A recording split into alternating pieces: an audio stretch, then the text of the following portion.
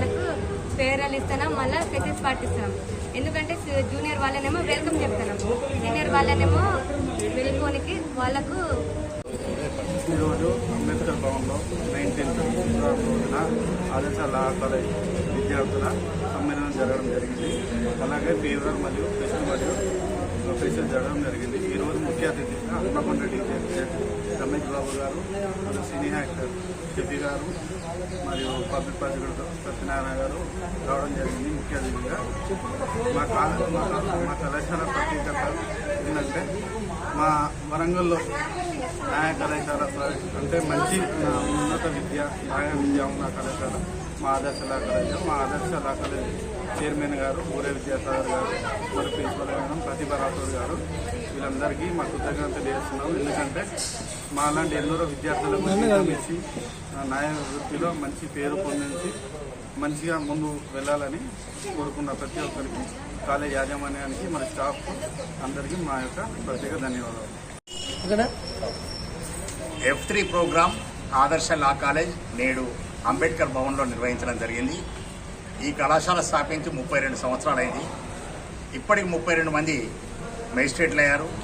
Even CAT registrar Naveen Kumar కూడా ఈ college ప్రాడక్టే, కొత్తగా చెప్పాల్సిన అవసరం లేదు. అమెరికా, ఇంగ్లాండ్, ఆస్ట్రేలియా లాంటి దేశాల్లో దాదాపు 18-19 మంది లా డిగ్రీ పొంది ఇక్కడి నుంచే అక్కడ డాలర్స్ సంపాదించుకుంటూ అత్యధిక ఉన్నత స్థాయిని చేరుకున్నటువంటి వైనం ఉంది. ఇది కేవలం నా వల్ల కాదు, కాలేజ్ స్థాపించిన వాటికి నాకు సంబంధం కొంత మట్టికే ఉంటుంది. కానీ ఇందులో పనిచేసినటువంటి లెక్చరర్స్కే ఆ శ్లాఘత పోవడం జరుగుతుంది. దీన్ని రక్షించిన పోషించిన పేరెంట్స్కు తర్వాత స్టూడెంట్స్కు మాత్రమే చెందుతుందని చెప్పక తప్పదు.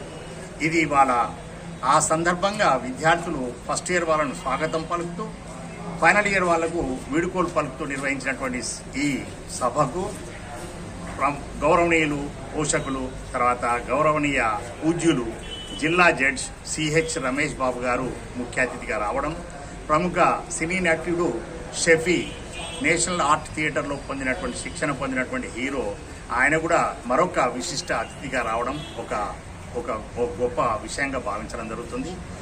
ఈ కళాశాలలో చదువుతున్నటువంటి విద్యార్థులు అనేకమైనటువంటి మొత్తం ఉమ్మడి రాష్ట్రంలో అన్ని కోర్టులలో న్యాయ సేవా సంస్థను అందించడం జరుగుతుంది. కళాశాలలో పేదవాళ్లకు న్యాయ సేవా సంస్థ అనేది సపరేట్గా ఉంది. ఎలాంటి డబ్బు తీసుకోకుండా పేదలకు ఉచితంగా న్యాయం అందజేసేటువంటి ఉపోద్ఘాతం ఈ కళాశాలలో ఉంది.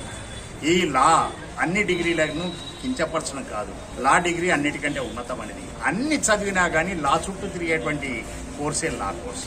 ఈ లా కోర్సులో ఈవెన్ మోడీ కానీ బైడెన్ కానీ లా చుట్టూ తిరగాల్సినటువంటి ఆవశ్యకత ఇప్పుడు ఆసన్నమై ఉన్నది. ఇప్పుడు అడల్ట్రేషన్ అయితే ఉంది. ఇక్కడ ఇప్పుడు మీతో మాట్లాడేది కూడా లా ప్రకారమే.